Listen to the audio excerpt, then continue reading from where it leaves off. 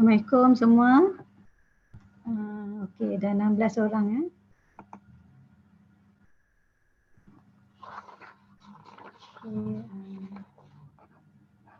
Okey, dari Dika.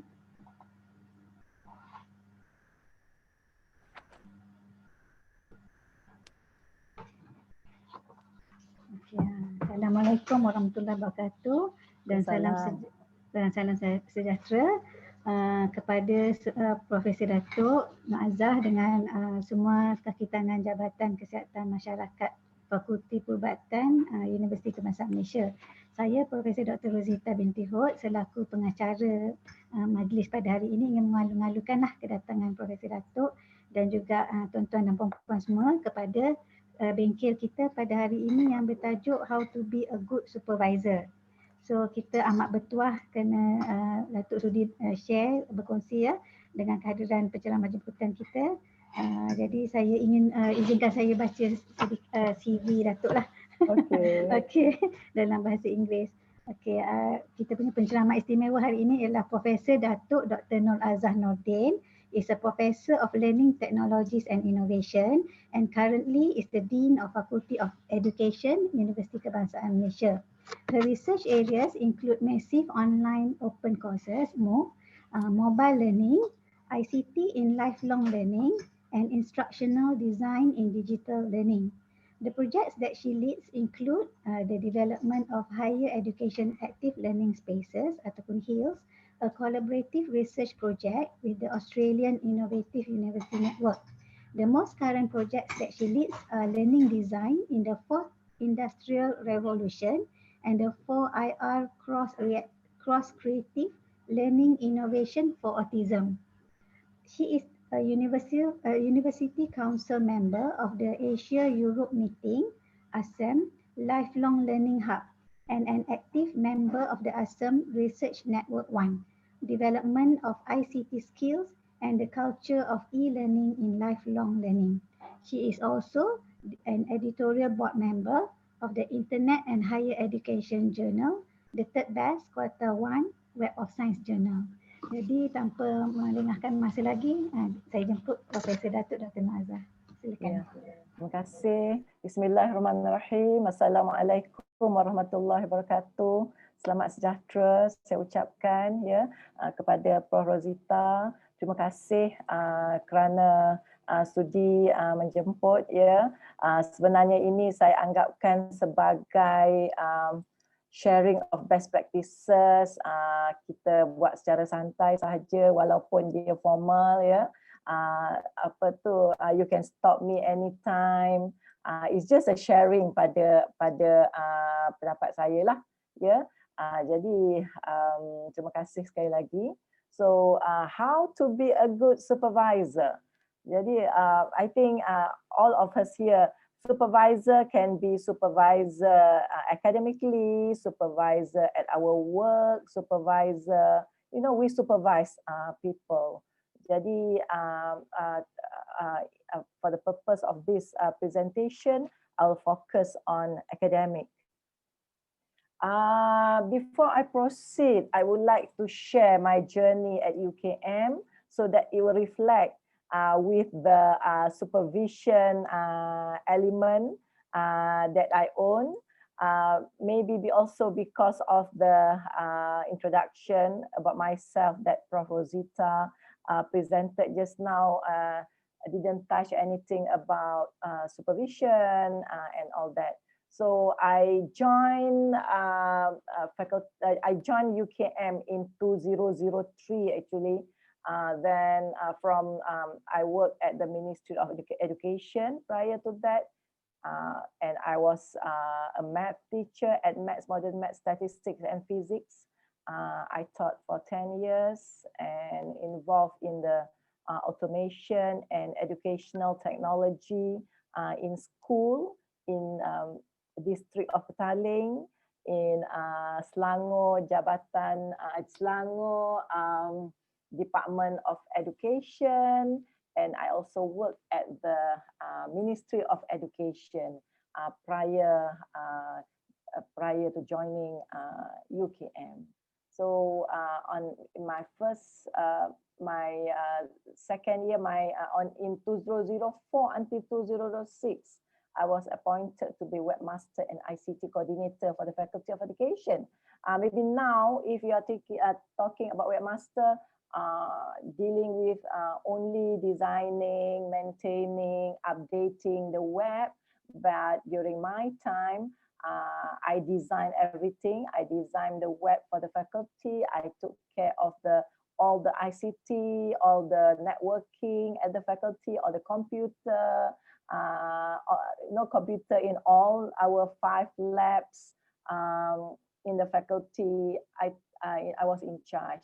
So under me, I had 6 computer technician.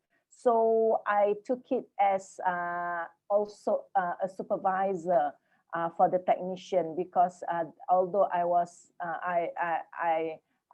also a lecturer, teaching educational technology, teaching computer assisted instruction, ICT in education. I also all the 6 computer or technical the technical people under me. So I also take that as the element, the value, or the skill of supervision that I should have in order to make sure that the website of the faculty, to make sure the computer, all the computer facilities, networking facilities, all those internet or related to routers and all that. So I was also they are under my supervision. So it happened until 2006. Then after that, I was appointed to be the coordinator of the Bachelor of Science in Education for 3 years, dealing with Faculty of Science and Technology, because all the content content courses, our student took it from Faculty of Science and Technology, physics, chemistry, biology, and mathematics.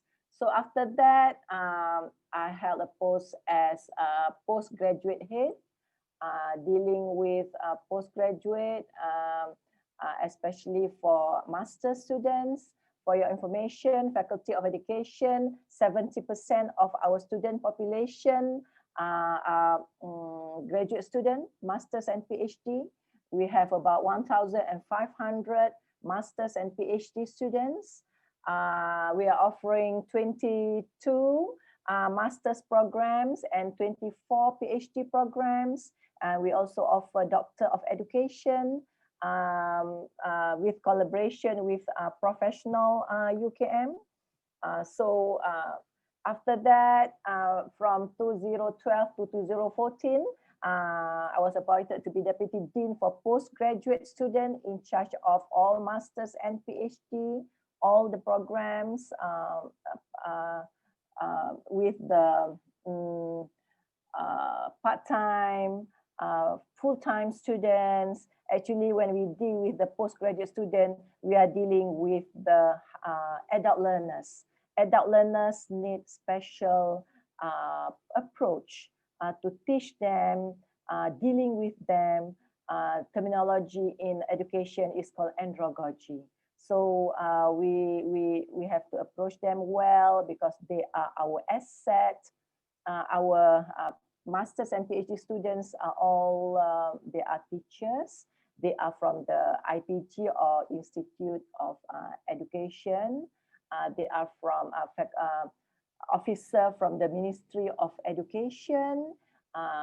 They are also lecturers from other universities, from other public universities, also from private universities, from Taylor's, from Sunway, and some of them from Maybank Training Center.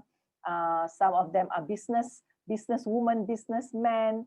They take masters or PhD for lifelong learning purposes, to enrich their skill. We have a lot of students because maybe we offer the whole range, the spectrum is very big. We have 24 PhD programs and 22 master's program. You name it, anything related to education, we have it all. Then after that, I was appointed to be the Deputy Director for Learning Technologies, which is Pengajaran UKM. I work with Prof. Dato Amin Embi, Timbalan Pengarah there. I developed MOOC, the pioneer for MOOC in the nation, where UKM was selected to be one of the universities developing the five MOOCs with open learning with 4 other public universities. So I'm the pioneer for that, developed for UKM with dealing with PTM, dealing with many lecturers from other faculties, basically from Chitra, because we develop a course, a core course for the undergraduate.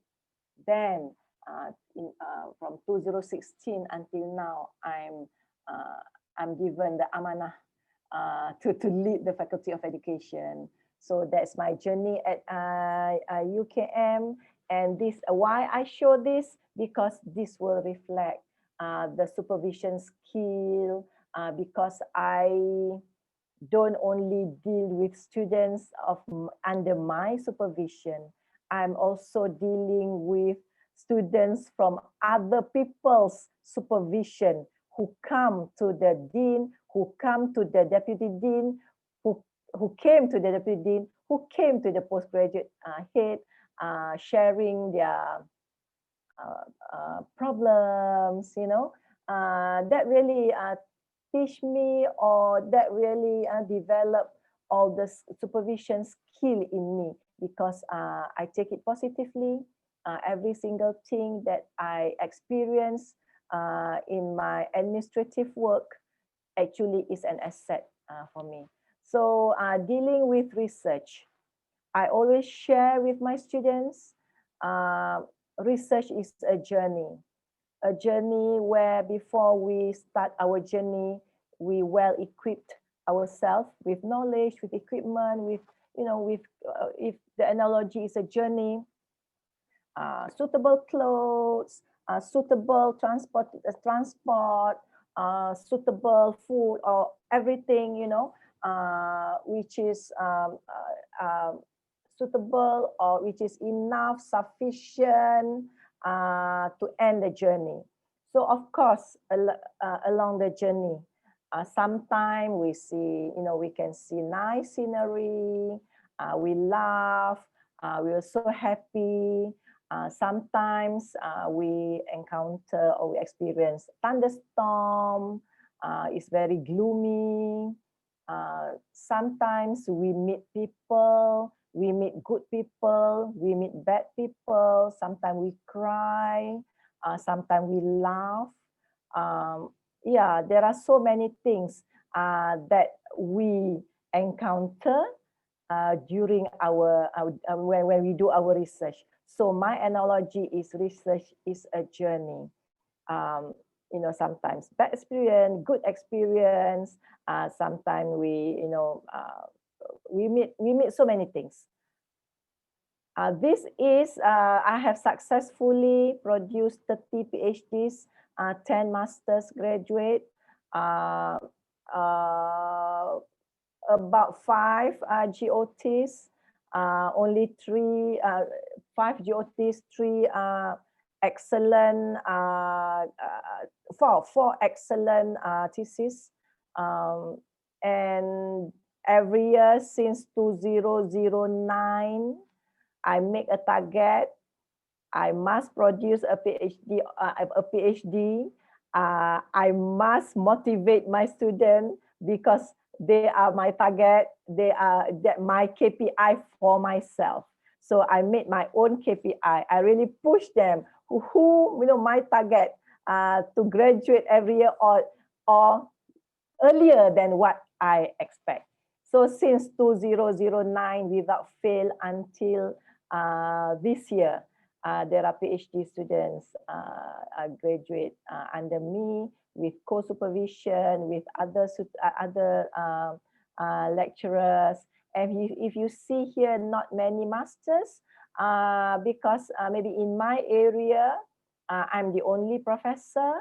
Others are associate professor, and I got them early because when I joined the faculty in 2003, I was the only lecturer in educational technology holding a PhD.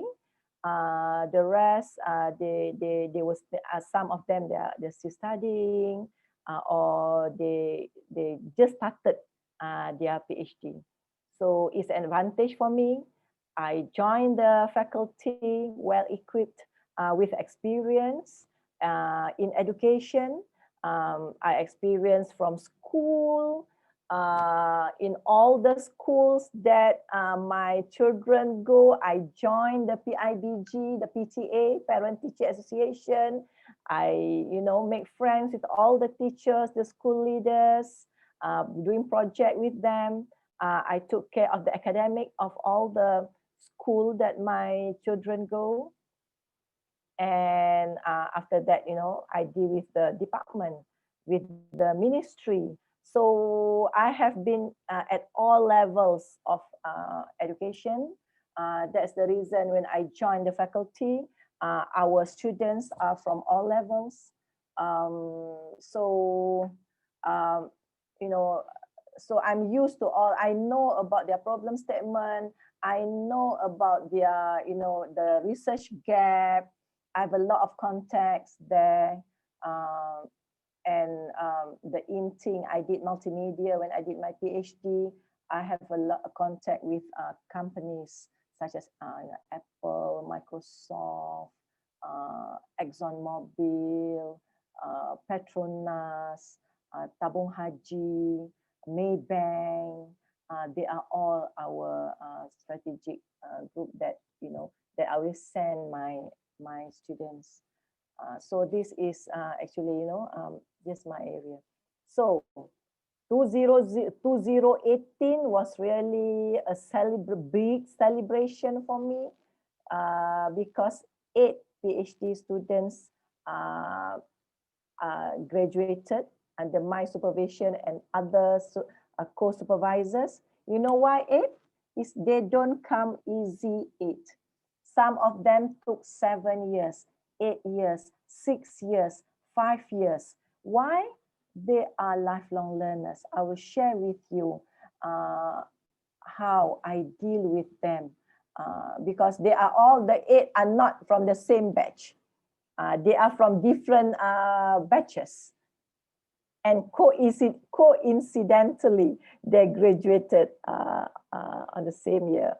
So my supervision style, as I mentioned just now, I would like this to be santai. You can ask me anytime. This is just sharing of my best practices, my experience, and maybe Faculty of Medicine, Jabatan Kesihatan Masyarakat can customize, can modify the style that I have practiced to your own area or your own nature of students or your own nature of department. Supervision tip 1, support. We need to support our students, not financially. I don't support them financially only for presenting paper, publication, conference and all that, but support whenever they need us in terms of emotion, in terms of knowledge, in terms of time, contact and all that. So that's the reason why we need to be very close to them, so that they are very close to me, but of course they know the barrier. Prof. NORAZAH is our supervisor, so they put me at one level where it's a supervisor. But other than that, we can talk about so many things. So support, we have to support what they do. And sometimes they want to have a workshop for their own group. We have to support by, for example, finding a room, maybe sponsor food for them. They don't ask me, but it's from me. So they not only that, but sometimes they need support in terms of contact, in terms of time and all that. Because I know that from their thesis, we will publish together. So quote unquote, it is an investment with them. We work together with them, win-win situation, and we write together. So that is support. So support is very important. The involve being encouraging, mentoring. That's the value that we need to have. Next is availability. For your information, all the pictures, they are all my students. Dr. Pajuzi, the first one from IP Institute Pendidikan Guru Terengganu. Dr. Siri now is in Polytechnic Port Dickson. Dr. Hasni in Kementerian Pendidikan Malaysia. Dr. Melvina in IPG Kuching. Dr. Nur Hafizah in UITM Jengke, and Nawal now she's from KPJ training center, now already migrated to Canada. Now she and her husband is in Halifax. So availability, we need to make ourselves available at all time, not necessarily face to face. Now it's very easy to reach, or they can reach us, or we can reach each other via social media, because I'm a mobile learning practitioner. So I don't mind them WhatsApp, Telegram. They can message me, they can email me, FaceTime. And of course, I'm very busy with my administrative work.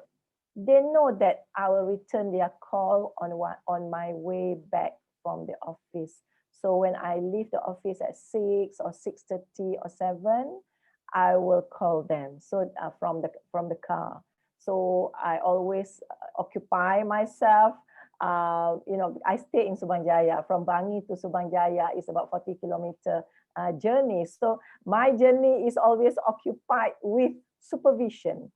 Talking to students, because we know that students won't disturb us, won't contact us unless they have something very urgent that they need to discuss with us. Next is interest and enthusiasm. We need to always show interest in their topic. How to show interest? We encourage them, from our contact. We share with them where is next, what to do next. Instrument. Okay, so they want to develop the instrument. So of course, their area, we must be a subject matter expert in the area that they are doing. So we have to be knowledgeable enough to share with them not to share, but to show them the way. So because the characteristic of PhD student or master student or a researcher, they must be a good independent learner. We don't put them often at all. I don't spoon feed my student. I just give them tips.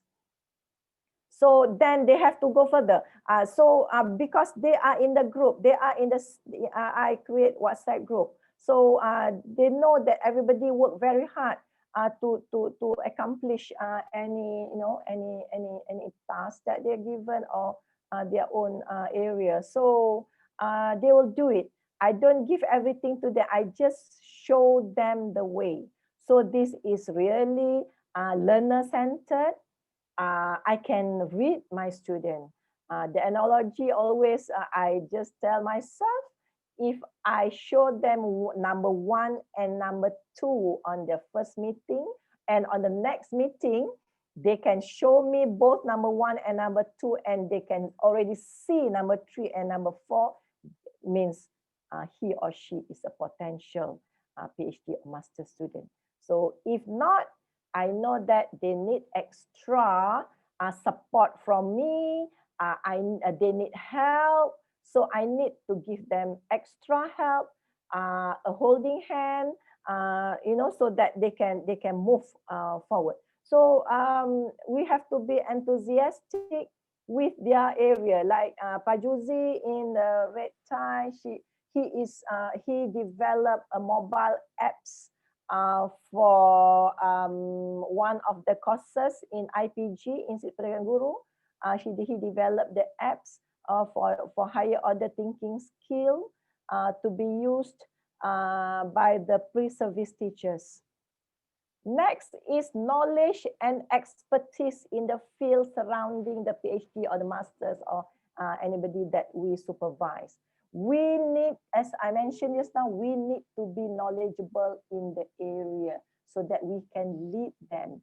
We know the area, but sometimes there are latest element, like for example, now for the 4th Industrial Revolution, we are talking about the digital, physical, biological mega trend. I know some of the element about augmented reality, but I don't really know how the application of the biological mega trend. So one of them are doing on that. So they will search and always share with other other friends. So, but we ourselves, we must know the latest. For me, I always know, like Mobile Learning Week, because I go a lot into mobile learning.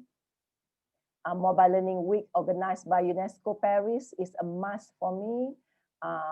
It's very good because it gathers the mobile learning specialists, experts from all over the world, not only from developed country, it's also from underdeveloped country, from Africa, and all that a lot can be learned from. That is how I bring the idea back and I share with my students. So that will really,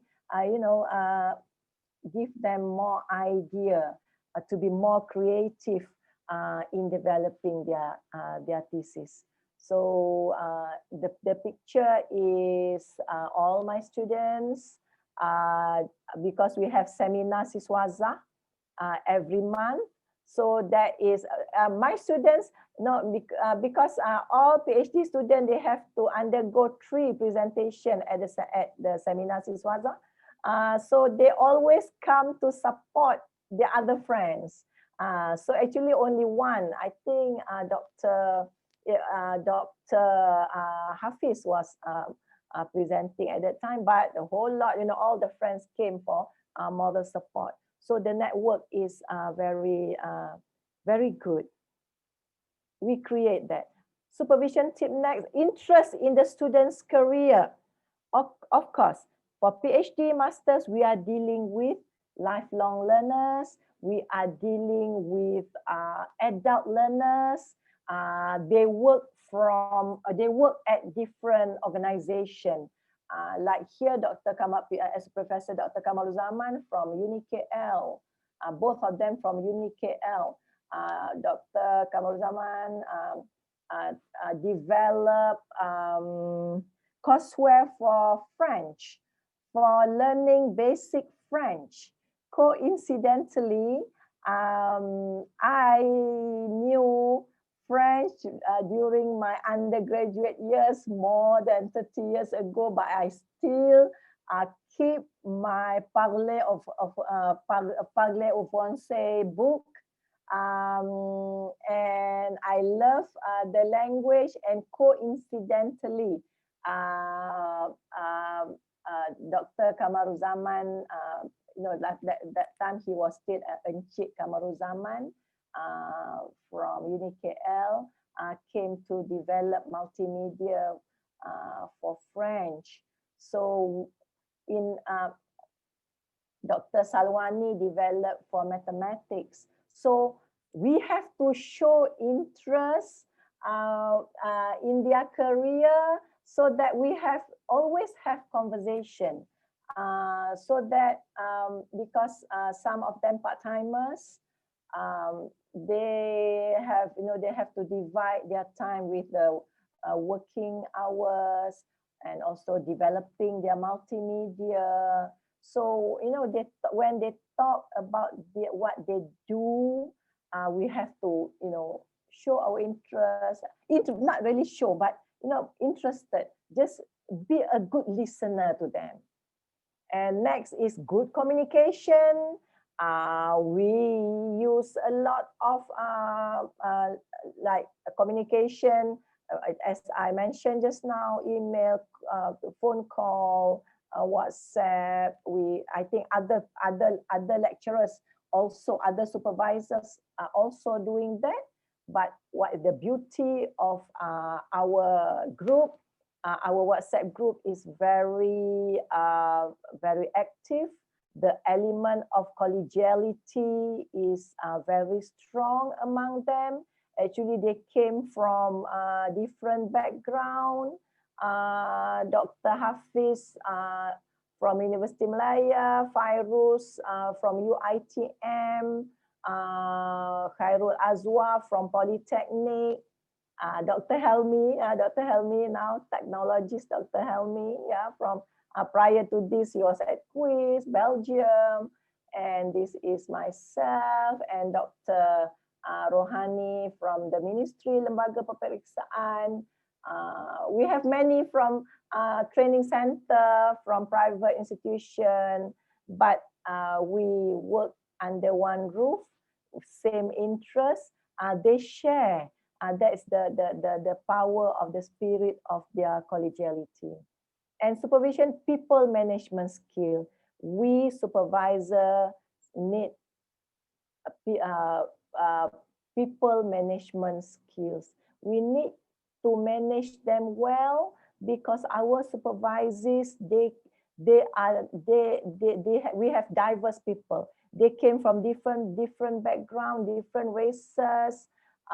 We have international supervisee, and we have to manage them well because they have different culture. When I supervise Iranian, Iranian, it like to pressure me, although I'm busy with my meeting, she wants her things done early, waited for me outside my door when I was still having a discussion. So we need to manage them well. So different people, they have different style. And when we supervise adult learners, their problems are different from undergraduate. Like undergraduate student, if we supervise their mini thesis and all that, they have different, their problem may be money problem, they have problem to wake up, they have problem with the family, they have problem, all those are different problems. But for adult learners, I've been supervising so many, there are so many types of people. Sometimes I laugh, and good experience during the 4 years of PhD. Some of them, they mature, they got divorced 2 times, married 3 times, and there are so many. And like why they finish 7 years only, they finish because family problem. They met. Family members, they kemalangan, jalan raya, and some of them we have to know them, because we have to be very transparent, because one of the cases I didn't know that why 1 semester, 2 semesters I knew that he's very hardworking, but once 1.5 semester he was so quiet, didn't send me any updates of the article that he has read and all that. So only 2nd semester I knew that he took care of his mom, late mom, ya, severe diabetes, ya, sakit di Hospital Terengganu, sehinggalah kaki dipotong. Rupanya dia senyap kerana menjaga ibu dan segan nak beritahu saya. Jadi semester kedua baru saya tahu. Tapi semester pertama tu saya sudah mula lecture dia, marah sikit lah because dia tak ikut track gancak yang sepatutnya. So semester yang kedua itu ibunya meninggal dunia. Fatihah untuk ibunya. Ibunya meninggal dunia. Jadi dia beritahu saya, Prof, saya menjaga ibu saya sehingga ke akhir hayat, saya puas hati. Sekarang saya nak mula semula. And keberkatan itulah, he was so fast, inovasi demi inovasi demi inovasi, dia menang. Tetapi of course he didn't get the GOT, tetapi that's the pengorbanan sebab about 2 semesters wasted. Not really wasted, for me it's not a waste. For me dia menjaga ibunya, jadi a bit lambat. So that's the reason how, we need to know their problem, manage them well. When he said that he was always at the hospital, I said it's okay. You read only 1 article a week. Then you just write to me and send me about, you synthesize it and share with me, maybe 1 paragraph. That's enough. Maybe 1 in 2 weeks. At least it's moving. I don't want to be stagnant. So we know how to manage him. A bit slow, but progressing. And some of them, they have, family problem, marriage problems, financial problem. You cannot believe it. There are many people, out there, our students, ada yang anaknya masuk ke pusat pemulihan and he couldn't study, but he is under HLP, the hadiah latihan persekutuan, that we have to understand how to advise. Tangguh pengajian, or if tangguh pengajian, be careful, because tangguh pengajian is not solution to everything, because we don't want the momentum to be out and all that. So we supervisors need to have the skill to manage our students. Constructive feedback, every time they come to us, we need to give feedback. Email, we have to respond fast. WhatsApp, as long as we are available, we have to respond. The picture that I show you in the screen is the workshop I organized. I invited all my students that has graduated to write article in a journal. So the whole day at Bangi Putrajaya, I use my grant, research grant, for publication, for paper writing, because they say that at their workplace they don't have time to occupy, so they need a conducive place and time to meet other friends. They are from UTHM, UTEM, from UNITEN, from ministry, some of them from school.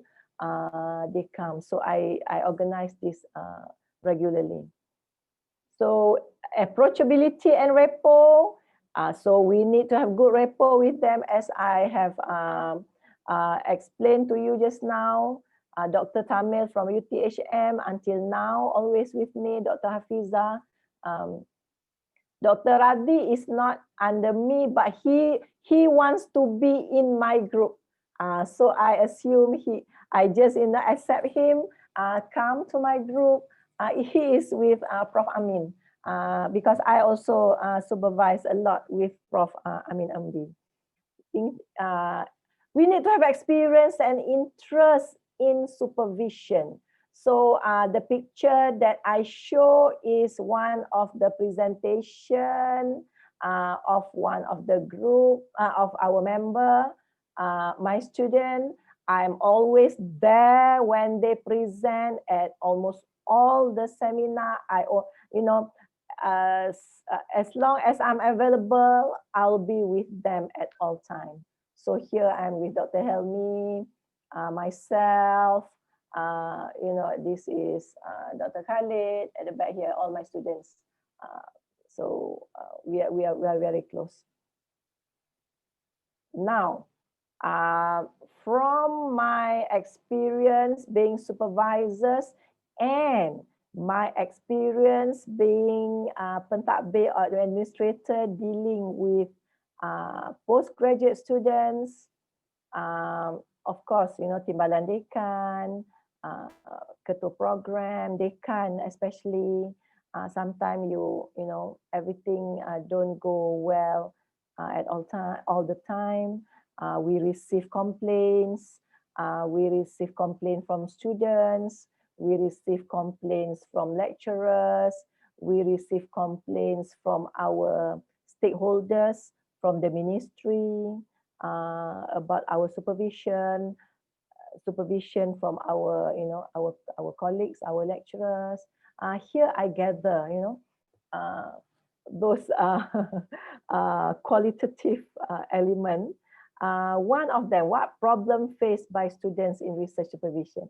The supervisor is too busy to be effective in their role. So don't pay attention, took so long to read the material that they have submitted, always cannot get time to meet.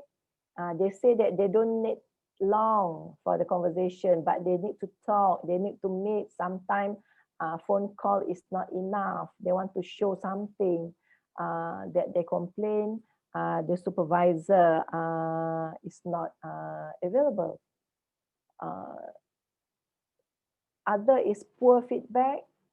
Then when they submit any material with the hope that to get constructive comments, but they didn't get it, or poor feedback in terms of when they submit, they get very shallow and not constructive feedback, and it took so long to get back the feedback. It doesn't show the scholarly, the element kesarjanaan from the lecturer, from the supervisor. Supervisor lacks of commitment and interest. They don't really like the topic and all that. From my experience, when my students come, I ask them, what is your interest? What do you want from their proposal? I read their proposal. I say, okay, I like your proposal. That's the reason I pick you during the selection. And they say, okay, I want to modify this and that. And it's already a deal with them, with him or her. You have to love your research. You have to really looking forward for the output. Looking forward what will happen after 3 years from your thesis. So you need to have that feeling in order to succeed. That's my deal with them. If you do the research just because, okay, my supervisor, because this I need the money, I be the JRA, I don't like the research, I don't like it, but I do just because that's the topic that she gives. So I don't like that because I know that itu bukan datang dari hati. Benda ini perlu datang dari hati, from the heart and from the mind. Then only it will be authentic, it will be genuine, it will be all out for the research. So then I said, when they say, if they say, okay, Prof yang pilih topik saya, sebab saya tak ada topik. Usually this one, they come on their own, they pay on their own. Okay, I give them a few, you know, I got a very brilliant topic from conferences, from meeting, from international collaboration. That's the gap, the research gap that I share with them. So sometimes, you know, like my ERGS last time is on development of that time people's multimedia 3D for hearing impaired. I go for transdiscipline since more than 10 years ago. So I work with, you know, all the special needs specialists. So that's I see when I do that ICT learning design with technology combined with other area, I will always get the grant. So that's the potential of transdisciplinary research that I, from my experience, that I can share. Tension or conflicting perspective from within the supervisory panel. So, you know, when they do proposal, when they argue things, they bring up any topic, always they don't have, they can agree, you know, always would like to argue a lot. And in my opinion, supervisor, we need to naturalize this. We need to, I know from the, we need to make things work. We have to do the maybe the analysis, you know, what caused the tension. We need to be a good listener. We listen to them, what is their opinion. Because we have to, in order to be a good supervisor, we have to be a good listener.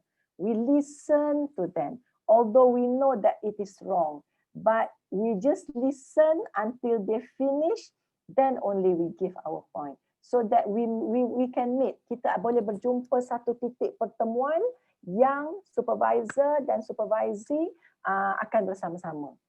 If not, there will be no ending story. He or she won't graduate because it happened in my faculty. So you know, if let's say the solution is to change supervisor, okay, we have to do it fast. For me, I always tell the lecturers during the meeting, it's okay if the students say that they want to change, they don't want to be under us, because maybe we don't have chemistry with them. But it doesn't mean that we are not a good supervisor. It doesn't mean that we are bad, but it's just that we cannot get along. So we ask him or her, who do you want to be which supervisor do you want to be with? So we have to be open. If the student wants our colleague, yeah, our friend, other friends, so it's okay, be positive about it. So the most important thing is the student graduate, they are happy with their learning experience, they have valuable experience studying at our institution, at our faculty, or at our department. So for me, that's the most important thing. We have to be very open about it. We cannot please everybody. That's the way it works. So they can change. For me, it doesn't matter. But it is always time for us to do reflection on ourselves. I always do that regularly, sometimes every day. Looking at my performance, see, you know, what I've done, anything to be improved, but what I should do, what I shouldn't. That one we cannot be defensive. poor communication and disagreement about the project. This is what I have shared just now. Kita perlu buat satu penyelesaian titik pertemuan. Ya, conflicting or unrealistic expectation of each other. So you ask them to do too much that's beyond their capacity, beyond they cannot do it. But you keep on pressuring. You want this to, okay, within 1 week, you want the whole literature review to be done. Because that's the reason at the beginning they need to have the Gantt chart so that they follow it. If they cannot follow, you know, they have to reschedule, but they have to keep track. And like writing paper, we need them to publish. So we pressure them to publish more than what, you know, some I receive some complaints, you know, when they are busy writing their thesis, they got pressured to publish so many papers while they are concentrating on writing. So we have to be rational about it. We have to be realistic. Yeah, we have to be realistic about it. Selfishness and disrespectfulness. So this is very negative. So we have to avoid it. Avoid being selfish. We have to respect our students. They are also adult. They also, you know, mereka mempunyai hati dan perasaan seperti kita. Pastikan perkataan-perkataan yang keluar dari mulut kita, komunikasi kita itu positif, kerana itu membawa kesan yang sangat mendalam, ya. Sekiranya kita lemparkan perkataan-perkataan yang pedas, yang tajam, yang boleh menjadikan memori jangka panjang kepada mereka. Mereka akan ingat sampai bila-bila perkataan-perkataan yang menusuk kalbu, yang menyakitkan, especially yang kita lemparkan kepada mereka. Jadi elakkan, you know, just fikirkan, bear in mind that they are also human being. They are also, you know, one day there will be somebody. They deserve respect from us too. So we need to give, to show. We have to be a role model to them, positive, and just do all out whatever it is to help them. As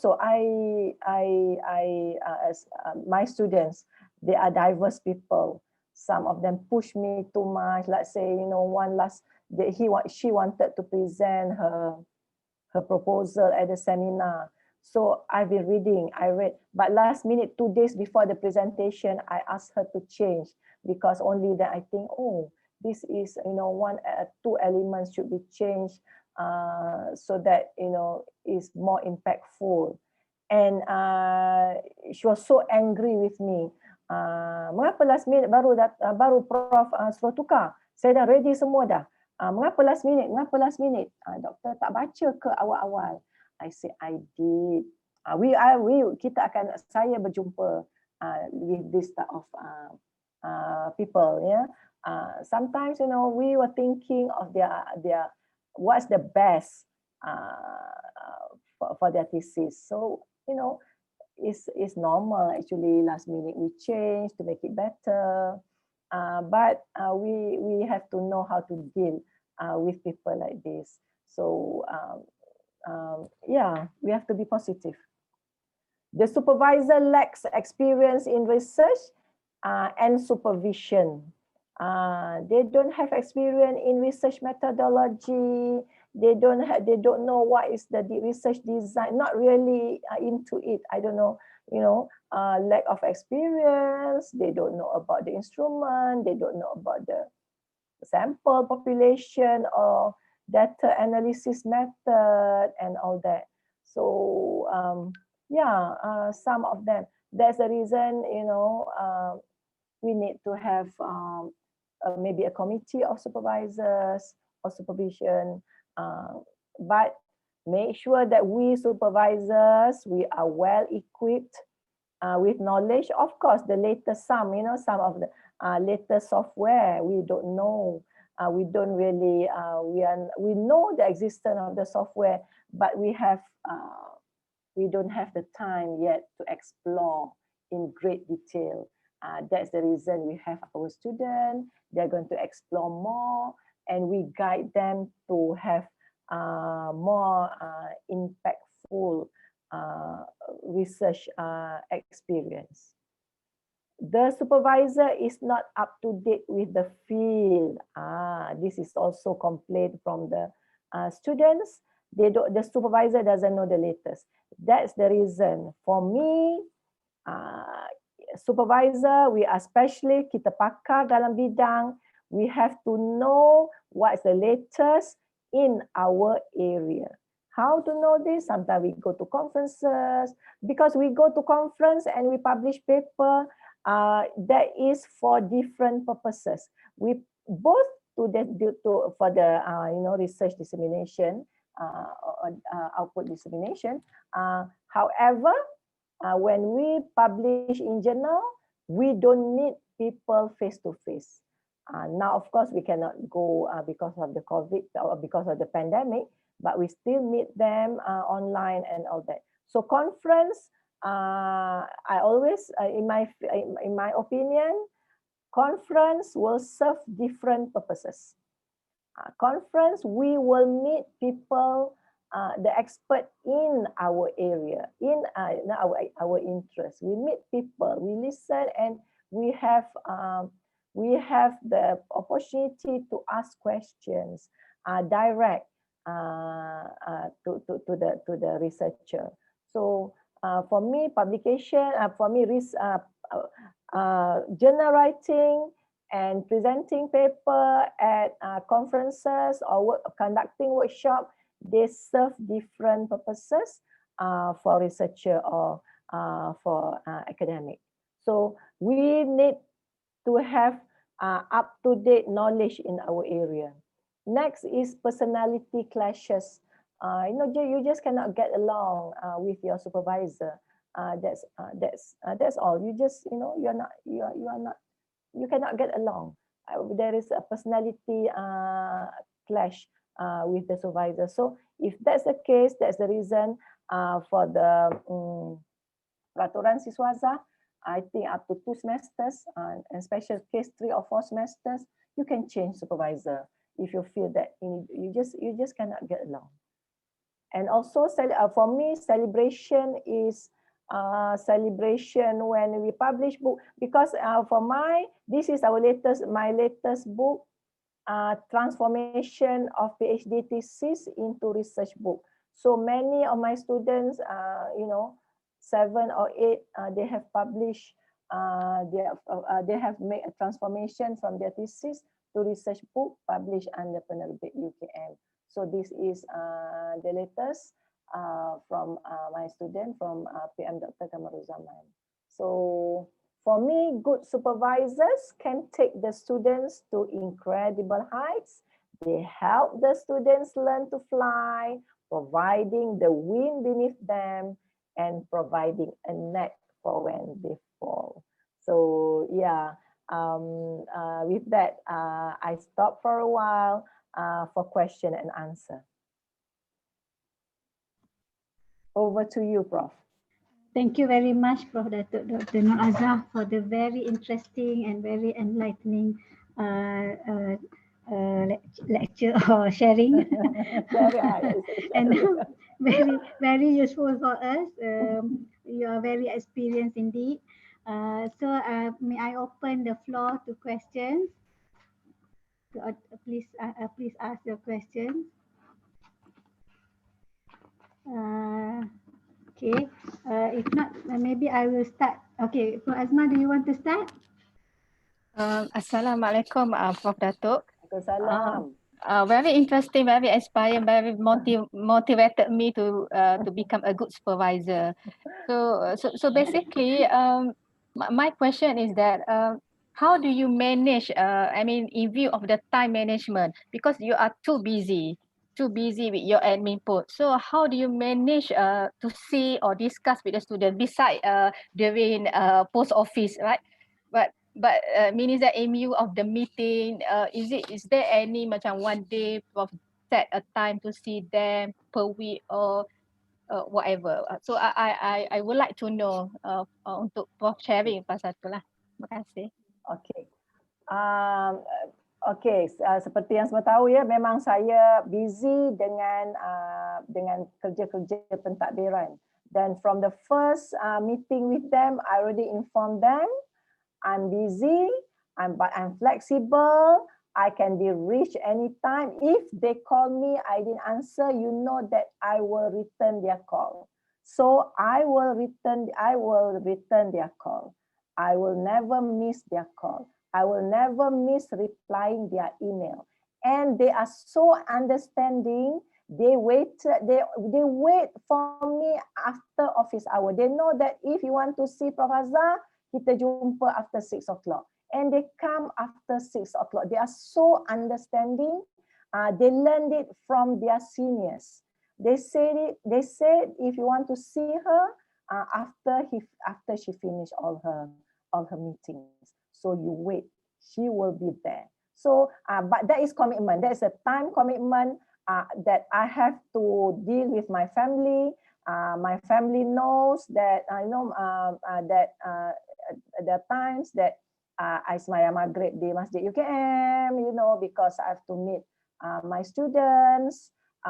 Sebab sometimes, you know, lepas asar, after asar, like I finish my my administrative work, then only I can meet my student at 6 o'clock. So although I put there only one day, but as a dean, before this deputy dean, I cannot follow my office hour for supervision. That's the reason, as administrator, you have to make your student understand. However, you cannot upset them. Tidak boleh mungkir janji. If you say that you will definitely call them, you have to call them.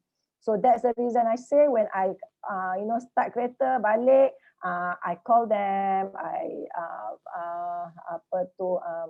supervise, share with them. If I need to read, I told them that, you know, I have to read over the weekend. Then I call them. And we have executive program. We have people from Sabah and Sarawak. I supervise with Zoom. I have been using Zoom prior to the pandemic.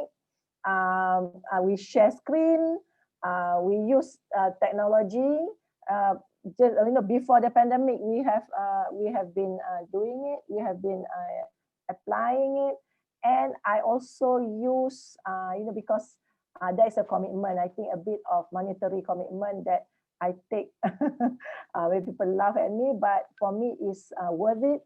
My plan for my telephone is I take the unlimited. I can call unlimitedly, unlimited, because sometimes I supervise via telephone with the teachers or with my PhD student in Sabah Sarawak.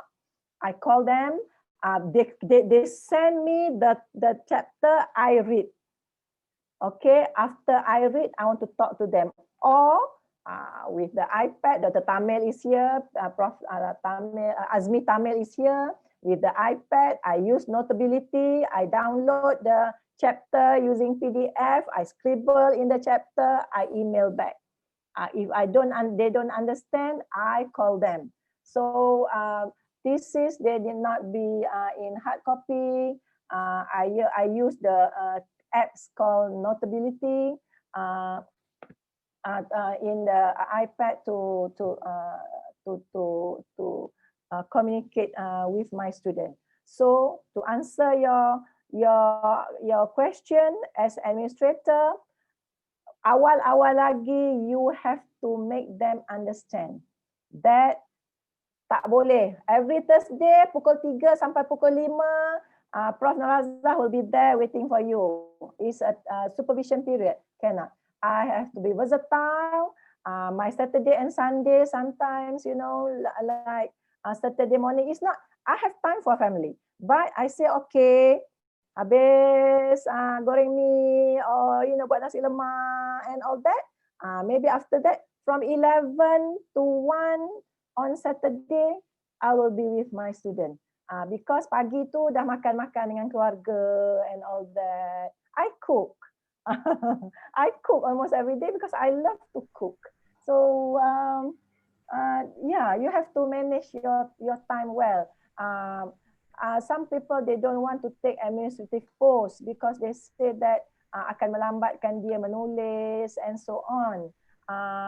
But it's not really accurate for me because I've been holding the post. Maybe it's already nature in me before I joined the university. At school level, at department level, Ministry of Education, and always occupied. With at ministry, you know, back to the project, the program, or back to back, you're always busy. So when I joined the faculty, you know, doing all those is nothing for me because I'm already used to it at the Ministry of Education. So you have to be, you know, practice multitasking. Your family must understand you, but we need to have time for the family. And all my students, they are happy. Because that's why they need to have a group where they exchange idea. They learn from their peers. In education, they call pedagogy. They learn from their peers. Like a lot of them now doing DDR for methodology design and development.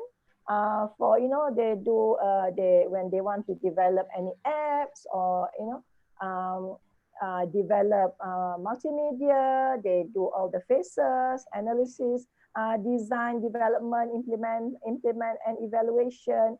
The basic of DDR, some of the senior already have, and some of them they conduct their own workshop within them. So they coach each other. So that is very good. Save our time.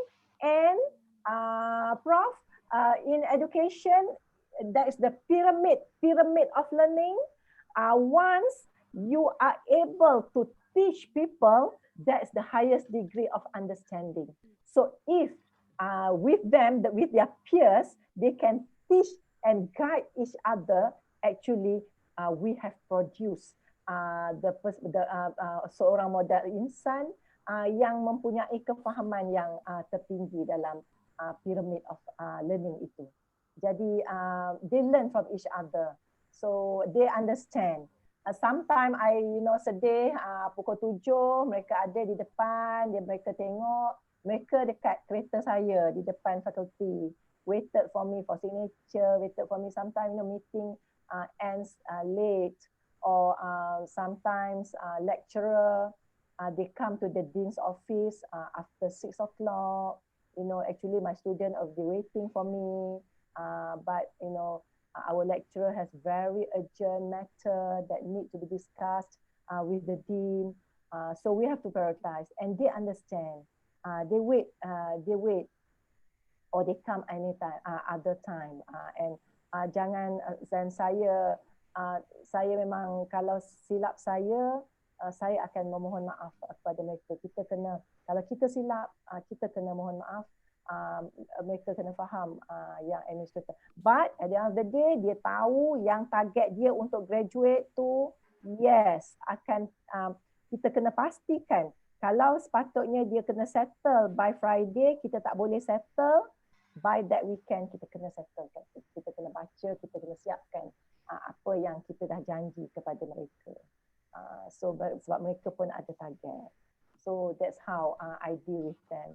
So for the young administrators, for the young lecturer, it's okay, take the challenge. Sekiranya you are being nominated to hold any post, it's a challenge because the busier you are, you know, you will feel that kalau you lebih busy, every single second means so much to you. Yang you cannot afford to waste time. Ada sikit masa you akan make sure you baca. Ada sikit masa you akan correcting. Ada sikit masa you akan buat phone call. Ada sikit masa. So because bila you busy, your life every single minute is so meaningful, kita tak ada masa melakukan perkara yang tidak berfaedah. Semua perkara berfaedah. Ya. Okay, thank you, Prof. Dato'. Thank you, Prof. Azhar, for the question. I hope I think there is some question in the chat. Yes.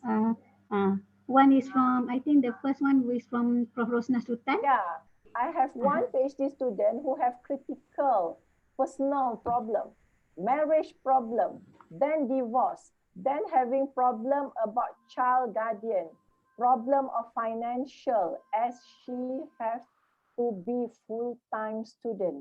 Okay, Prof. Rosna, saya juga telah mengalami ada beberapa, salah seorang itu semasa 4 tahun bersama saya supervision mengalami beliau berkahwin 2 kali, bercerai sekali dan 2 isterinya meninggal dalam masa 4 tahun itu. Dan memang tengok dia tak terurus langsung. Okey, pelajar seperti ini kalau dia ada personal problem, you have to panggil dia, you have to talk. Sebab saya pun ada yang saya kena solvekan problem, marriage problem sebab dia tak boleh get along dengan supervisor lain, nak tukar. Tetapi supervisor rakan kita itu pressure dia sehingga dia bercerai. Ada juga berlaku begitu. So many, because just imagine kita ada ramai PhD student dan problem pun diverse. Jadi suggestion saya untuk untuk Prof. Rosna, communication is very people management element and communication is very important. You have to call him or her. Okay, yang ini in this case her, ya. Yeah? Call her. Tanya dia dan pertama tengok PhD ni dah sampai ke tahap mana? Proposal, masih proposal ke, dah collect data ke, tengah writing ke. Tanya, let dia luahkan apa dia dan apa yang diperlukan. Sebab dia ada komitmen, dia full time, maybe dia adalah pemegang beasiswa. Dan selepas dia bercakap tu, kita kena bercakap pula dengan dia, apa yang dia mahu sebenarnya. You want to take a break? If you want to take a break, peraturan kita ada membenarkan beberapa semester untuk ditangguh pengajian. Tetapi jangan biarkan lama tangguh pengajian. Sebab dibimbangi momentum belajar itu semakin lama semakin menipis dan pupus terus. Ya, kalau satu semester yes, tetapi walaupun dia menggantung pengajian, menangguh pengajian, pastikan kita reach out kepada dia juga. Dan sekiranya perlu kaunselor, universiti ada kaunselor. Kalau perlukan, di fakulti saya pun memang ada pakar-pakar kaunselor itu yang working with medik juga, ya. Dan perlu jumpa kaunselor, beliau perlu berjumpa kaunselor. Kalau perlu jumpa psikiatris, perlu berjumpa psikiatris untuk menyelesaikan. Kalau marriage tak boleh diselamatkan lagi, memang perkara ini adalah yang paling dibenci oleh Allah. Perceraian paling dibenci oleh Allah tetapi dihalalkan. Kalau itulah yang terbaik untuk dirinya, jadi selepas berjumpa kaunselor ke, because we are not counselors, tak qualified, tidak menjadi kaunselor, tetapi sehingga dia bercakap. Jadi berjumpalah pakar untuk menghabiskan. Dan memang kadang-kadang memang lama, ya, dia mengambil masa, tetapi pastikan bahawa our ultimate goal ialah pelajar ini memperoleh skronnya, PhD-nya. Of course, kalau kita tengok ya, kalau ada dekan di sini dalam mesyuarat senat itu, banyak kita berbincang mengenai pelajar-pelajar yang tambah masa, yang sepatutnya dah habis, dia hanya boleh menyambung lagi dengan kelulusan senat sahaja. Banyak problem ini masuk dalam JKAS dan sebagainya. Inilah masalahnya. Ya, jadi perkara ini boleh diselesaikan. Yang pelajar saya itu memang dia dah datang dengan kusuk masai, dengan janggut, dengan misai tak terurus. Bila dia datang dekat saya, itu tahun yang keempat, dia belum habis menulis, dia baru kematian isteri ketiga. Lepas tu macam-macam berlaku. Tapi lepas tu saya rasa macam drama sebab selepas itu isteri dia yang kedua pula meninggal. Jadi dalam 4-5 tahun tu 2 isteri dia meninggal. So in the end dia tak ada isteri. Bila dia graduate, by the time dia graduate, dia tidak ada isteri, dan selepas dia dah graduate tahun ke-5 ke, ya, nak masuk tahun ke-6, saya dengar selepas itu dia dah masuk kerja, dah stable sikit. Dia berkahwin lagi dan membina hidup baru sampai sekarang. Jadi itu adalah liku-liku hidup sebagai adult learner. Itu adalah dugaan yang Allah bagi, tetapi saya selalu I believe, saya yakin sekiranya cabaran itu besar, kuat, pulangannya hebat, insya-Allah. Allah nak bagi pulangan yang sangat hebat kepada kita. Lepas tu yang kedua, what is the best interval time for a lecturer to give response to their student? 1 week? 1 month? Oh, saya kalau saya baca email, dia depends. Kalau the whole chapter, dia depends respon itu dalam bentuk apa.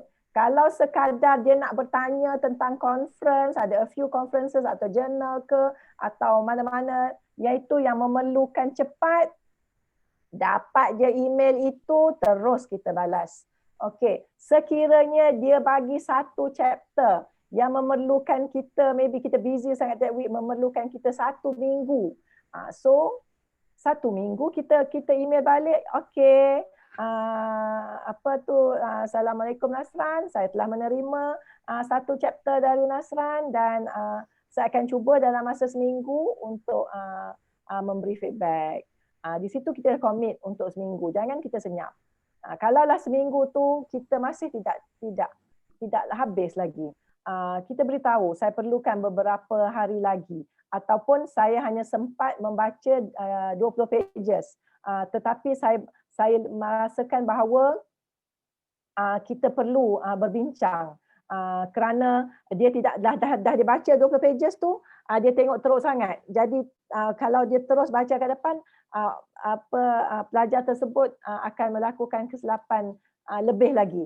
So kalau perlu berjumpa, you terus bagi feedback. Okay, I think we need to meet, atau we need to talk, ataupun I need to call you, you open your thesis, saya pun open di sini kalau dia tidak ada kelengkapan macam saya cakap dengan Sabah dan Sarawak itu.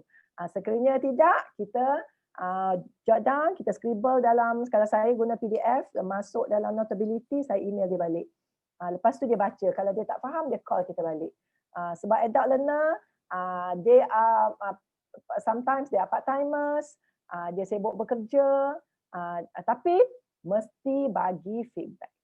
Pada pendapat saya, 1 bulan itu terlalu lama. Sekiranya setelah 2 minggu, 3 minggu, kita call dia setakat mana yang kita telah baca, boleh jadi ya, untuk please, bukan untuk please kan, untuk dia merasa sedap hati. Tak adalah lama dia tunggu. Sekurang-kurangnya kita dah menunjukkan komitmen kita terhadap kerjanya.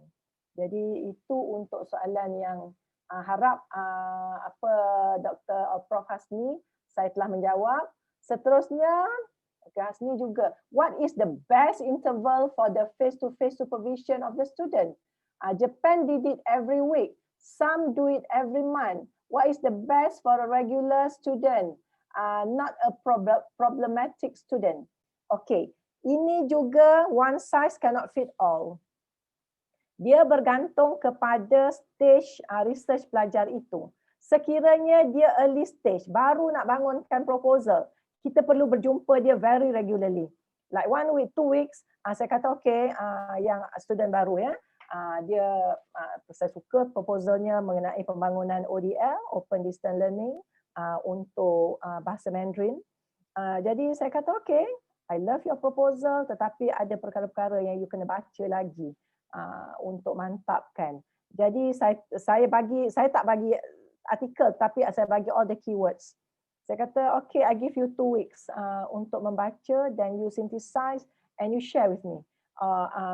Lepas tu yang ada beberapa yang sama level, kita akan ada macam mini colloquium. 3-4 orang tu akan present dan senior-senior lain akan dengar, akan bagi feedback.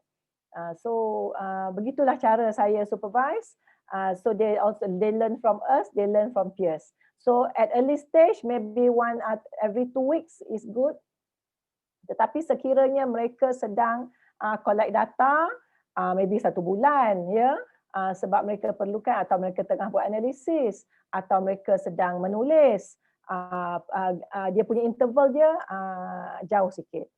Jadi untuk the practical thing is one size cannot fit all, bergantung kepada level of stage of the research yang pelajar itu sedang alami. Okay, seterusnya, could you elaborate more on supervision committee? How to set up a good supervision committee and how to make it work? Okay, ini from Prof Halim. Okay, supervision committee ini kita set, kalau di my faculty kita set up semasa pemilihan pelajar itu. Ya, kadang-kadang kita ada penyelia utama dan penyelia bersama. Itu hanya 2 orang. Kalau lebih daripada 2 orang, dia jadi komiti.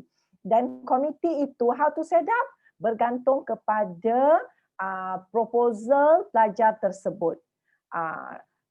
Katalah ya, pelajar saya mereka nak bangunkan yang latest, dia nak bangunkan ODL, Open Distance Learning, kontennya adalah bahasa Mandarin.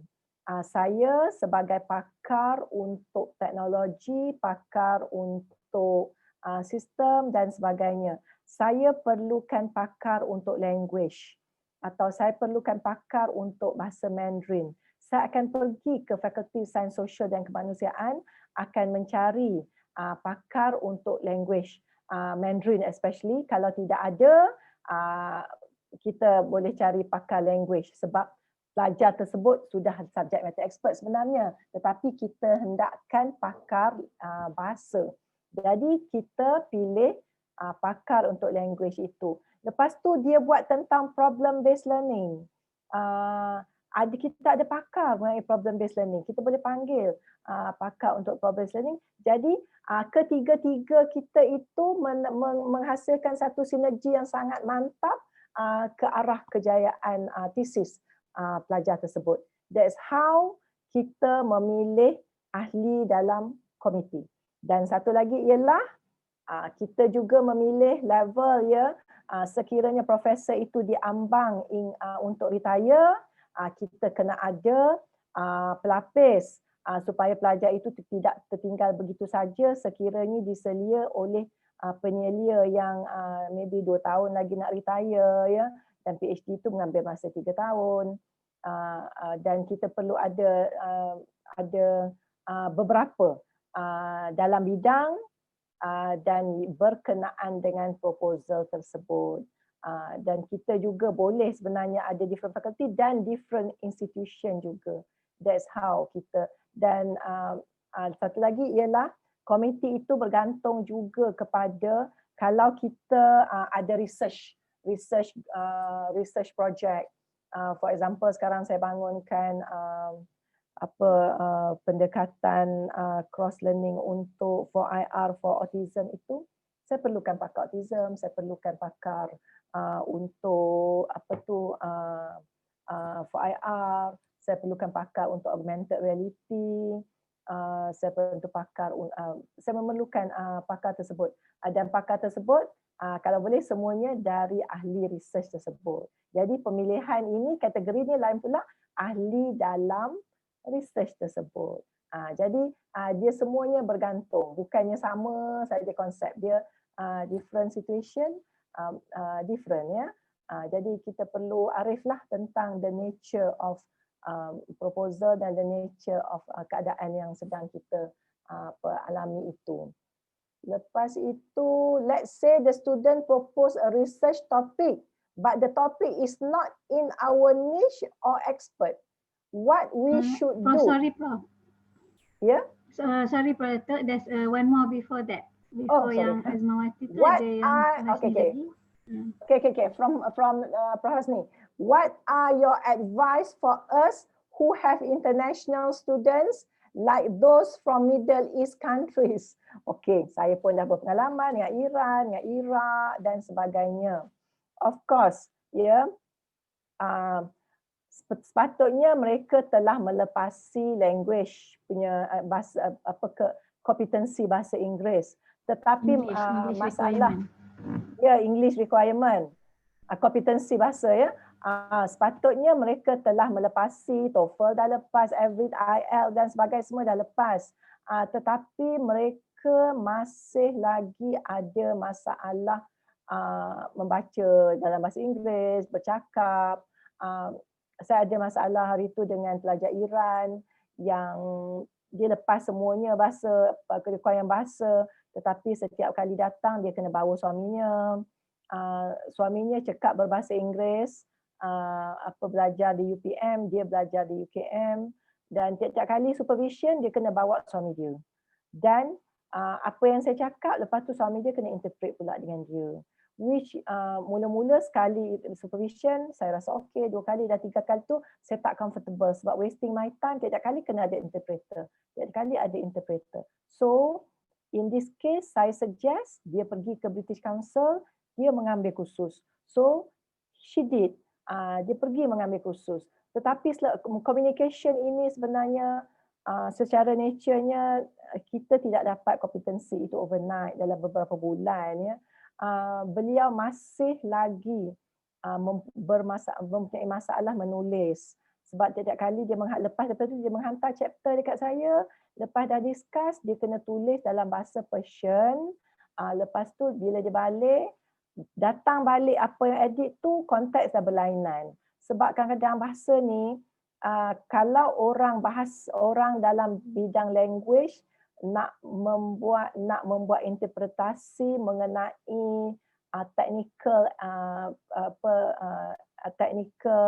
punya terminologi, dia akan jadi makna dia jadi berlainan. Jadi itulah konflik saya dengan pelajar tersebut ya.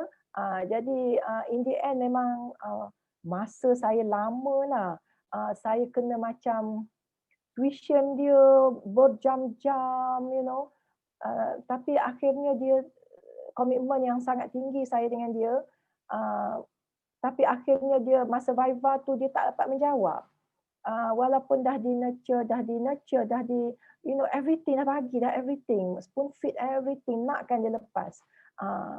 Walaupun pemeriksa tu cuba nak lepaskan dia, tetapi tidak boleh, ternyata yang dia tak boleh menjawab. Dia tak faham ke, saya tak tahu mengapa. Tetapi so yang tentang pelajar ini, dia ada masalah dia yang tadi language. Sekiranya ada masalah language, kita kena minta dia mengambil kursus ekstra ataupun sebelum menghantar kepada kita, pergi hantar untuk review dahulu. Mereka ni ada pemikiran yang intelijen, idea mereka bagus, tetapi dia ada problem itu. Kedua, mereka juga ada problem, sekiranya problem language, kita kena begitu ya. Sekiranya ada masalah sikap. Dia ada masalah sikap. Dia pressure terlalu banyak. Dia nak jumpa hari-hari. Dia tunggu kita hari-hari sebab dia nak siapkan tesis dia sehingga orang lain tak boleh jumpa kita. Saya pun menghadapi begitu. Kalau international student begini, mereka accept kita sebenarnya. Kita kena beritahu dia peraturannya bagaimana, time-nya bila. Sometimes dia tak boleh ikut cara budak kita yang kita kena dengan supervision, dengan call, dengan jumpa after 6 o'clock. Jadi kalau pelajar antarabangsa ini, kita kena buat special arrangement, Prof. Kita kena buat special arrangement dengan dia sebab culture-nya lain dengan kita. Jadi sebagai supervisor, banyak perkara pengorbanan yang perlu kita lakukan. Time kita dengan dia, make them understand dan sebagainya, how to manage them. Ada juga marah, marah kalau kita proposal dia tak lepas. Kita dah bagi segala-galanya tapi dia tak boleh menjawab sebab saya tak tahu siapa, maybe ada orang lain tulis untuk dia, tapi yang itu saya tak ada proof. Jadi yang saya boleh share dengan Prof Hasni ialah international student, we have to treat them differently daripada pelajar Malaysia. This is konsep people management juga, culture dia berlainan. Jadi kita kena baca apa masalah dia dan apa yang dikehendaki daripada kita. Tetapi tak boleh spoon feed sehingga kita korbankan masa kita terlalu banyak. Sebab supervision kita bukan untuk dia sahaja. Okay, harap menjawab. Dr. Azmawati, Prof. Azmawati, let's say the student propose a research topic but the topic is not in our niche or expert. What we should do, Prof? We would like them to do research in our areas. Okay, inilah communication kita dengan dia. Kita kena tanya betul-betul student ini. Sebab yang nak dapat PhD atau Masters tu dia. Kita cakap betul-betul, okay, your niche, your area itu is not my expert. Bukan kepakaran saya. Tapi ada yang datang sebab dia nak berguru dengan kita. Ada juga dia datang mencari kita sebab dia nak berguru dengan kita. Kalau begitu, you kena tanya dia. I cannot supervise you with this topic. You have to change supervisor. Itu kita kena ready untuk lepaskan. However, if you still want to be with me, I have a topic for you. Do you like it? And I'm willing to share, I'm willing to guide you, I'm willing to supervise. Begitu, you have to tell. Jangan memaksa pelajar buat research yang kita mahu tetapi dia tidak suka. Endingnya kurang berkesan. Okay, seterusnya ialah thanks for the brilliant talk. How do we deal with very quiet student who don't openly approach us? Okay, saya juga ada student yang very passive, very introvert. That one kita kena reach out. Saya yang call mereka. Yang itu memang memerlukan pengorbanan. Ada pensyarah mengatakan beritahu saya, rajinnya lah you mencari student. Yes, I cari student I call them. Saya cari, saya ada seminar dia tak datang. Dia kata, oh seminar tu saya dah pernah pergi. Saturday ni saya nak pergi rumah orang kahwin. Next Saturday pergi rumah orang kahwin lagi. I kata, okay, you have to come to the seminar to see people present, house to see people present their proposal. Saya cari mereka. Tetapi selalunya yang pasif ini, yang tidak mahu dengar cakap ni, mereka ending mereka kurang baguslah. Jadi untuk menjawab soalan itu, kita kena cari mereka. Sebab mereka quiet, boleh jadi mereka ada masalah yang mereka takut. Dengan mereka ada inferiority complex. Mereka merasakan, oh orang lain tu dah ready dengan proposal, aku punya belum siap, macam mana dia jadi takut. Kalau begini, they need help, dia takkan tanya kita sebab dia malu, dia pun adult, kita pun adult. Kita kena tanya dia. dan apa kelemahan dia confidential. Jangan share dengan kawan-kawan lain. Mengatakan oh dia tu lambat. No. Jangan mengumpat masalah pelajar kita kepada pelajar yang lain. That is very, very, very bad. Okay. Jadi keep to ourselves, they need help. So yang quiet ni kita reach out mereka. Okay. The selection of co-supervisor should be after the student have a topic. It depends. Maybe dia berlaku juga kepada supervisor saya. Along the way, dia tukar proposal. Tiba-tiba konten dia tak jadi buat bahasa. Konten dia nak buat kurikulum pedagogi.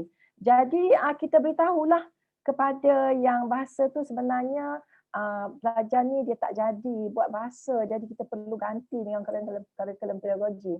Jadi our friend pun kena bersedia, ataupun kalau nak masuk staykan juga kawan kita tambah. Kawan kita tidak bertindak sebagai pakar bahasa tetapi boleh jadi bertindak sebagai pakar metodologi. Sebab boleh jadi banyak masa telah dia peruntukkan, telah dia devote untuk proposal pelajar tersebut. Jadi supervision proses ini memerlukan komitmen dan memerlukan pemikiran yang sangat terbuka. Kita kena terbuka, ya. We have to be open about it. Orang gugurkan kita tak semestinya kita tidak bagus. Tapi kalau betul memang kita tidak ikut peraturan, kita take advantage on student sehingga student report kepada SPRM, itu memang salah kita. Sebab saya berhadapan dengan pelbagai jenis supervisors, sampai report sampai ke atas, sampai report polis, you know. Tapi itu semua confidential dan jangan bercerita. Kita mahu yang terbaik, kita solve secara yang terbaik. Yang penting pelajar kita, klien kita itu dapat yang terbaik dan dalam masa yang sama. Colleague kita kena jaga collegiality kita dengan kawan-kawan kita, sebab kawan-kawan mereka supervisor itu kawan-kawan kita juga. Mereka supervisor, mereka lecturer juga. Hati mereka perlu dijaga. Jadi kita perlu jaga hati dan perasaan kawan-kawan kita juga. Jadi cerita-cerita yang sensitif tidak perlu dipanjang-panjangkan. Yang penting student kita settle, ya. Okay. Please share with us your student Gantt chart for GOT. Okay, memang dia ikut, dia menulis, dia tidak tergelincir dari apa yang telah dijadualkan. Ya, that's why awal-awal lagi our first meeting dengan pelajar itu, dia kena dah ada Gantt chart kita bila dia nak usulan atau proposal, bila dia nak buat kemajuan, bila dia nak pemantapan, dan along the way bantu dalam penulisan, bantu dalam innovation. Sebab mereka ini they are so ambitious. Dia kata saya sebenarnya nak dapat award, saya nak dapat award inovasi and so on. Ya, along the way kita bersama-sama berinovasi dengan mereka, menulis dengan mereka. Yang dapat GOT ni yang tidak tergelincir. Mereka tak tambah masa, mereka tidak ada pun, mereka tidak leka. Dan mereka diberi rezeki oleh Tuhan yang semuanya berjalan lancar. Ada yang tukar penyelia dapat daripada penyelia A dan saya ambil dia sebab she couldn't get along dengan penyelia yang pertama, tapi masih GOT. Sebab dia tahu dia dah terlambat, dah terlepas semasa dengan penyelia lama, all out dia double, dia triple kerjanya. Dan beliau adalah, dan dia cepat sebab beliau adalah GRA saya untuk research ERGS. Sekarang ni beliau ialah pensyarah di USM. So selalunya yang menjadi GRA kita ini, dia ikut betul research kita, selalunya dia akan dapat GOT. selalunya. Sebab dia tidak terleka, dia bersama kita. Ya. Terima kasih Prof. Sekarang ni saya buka kepada audience, Prof Hanizah, soalan. Ya. Assalamualaikum Datuk. Waalaikumsalam. Thank you for sharing your vast experience. Ya. I cuma nak tahu what is the line between our responsibility as the supervisor and the students' right to own the thesis. Okay, contohnya lah kalau kita tengok sometimes they want to do so much, we know that they cannot cope it. So kita advise for lesser. Tapi macam Prof kata tadi lah, sometimes they will follow, sometimes they won't. So what is the line between our responsibility as the supervisor? Itu je. Thank you. Okey. Sebab itulah kita kena cekap, kita kena tahu the depth, kedalaman dan kelebaran tesis tersebut, kajian tersebut, ya, sampai mana tahap PhD itu, dan dia kena ikut kita. Dia tak boleh, just tell him yang pada pendapat saya sebagai supervisor, you untuk 3 tahun ini objektifnya ini saja. You cannot settle the world punya problem. Kalau you masih nak buat lebih lagi, you do it after your PhD. Saya beritahu macam tu saja, sebab dia akan end up tambah masa dan dia akan menyusahkan kita, sebab dia buat benda-benda yang bukan yang kita supervise. You have to deal, you kena cakap elok dengan dia. Itu usaha murni. Memang bagus buat sampai, katalah dia nak sampel yang menyeluruh sangat, ya. Dia tidak, dia sebenarnya buat research ni, dia kena ada skill untuk limitkan research kita tu sebenarnya. Yang itu menyebabkan bila lagi banyak dia buat literature review, lagi banyak sampai dia dah terlalu diverge, dia tidak tahu nak scopekan ke mana, sampai ke mana saja. Kita lah sebagai supervisor, supervise dia, skopnya yang untuk 3 tahun yang mencapai scholarly, kesarjanaan sampai ke tahap PhD, ialah sampai ke sini. Sebab kalau kita, dia compare pula dengan orang lain. Dia buat di sini, dia buat sampai ini. Saya kata no. Sebab apa kelebihan dia? Okay, you punya sebab your method. Kalau saya DDR itu pembangunannya. Pembangunannya itu memang begitu detail sekali, mengambil kira, ya, menggunakan fuzzy Delphi, mengambil kira construct yang banyak daripada kawan dia itu. So construct dah banyak, tetapi sampai ke tahap yang lain. Kawan dia tu boleh jadi constructnya sikit yang dia nak kaji, tetapi melebihi daripada dia punya length itu lebih. Iaitu kita kena tahu nak reason out dengan dia sampai convince. So bila dah dapat titik pertemuan itu, tidak ada masalah, kita pun happy, dia pun happy. Kalau tidak memang akan menyusahkan kita sebab dia tak ikut cakap. Prof, terima kasih Prof Hanizah, okey kan? Patut ni saya rasa adakah saya telah menjawab Prof Hazlina, Prof? Hanizah. Prof Hanizah. Ya, dah Prof. Saya telah menjawab? Ya, dah.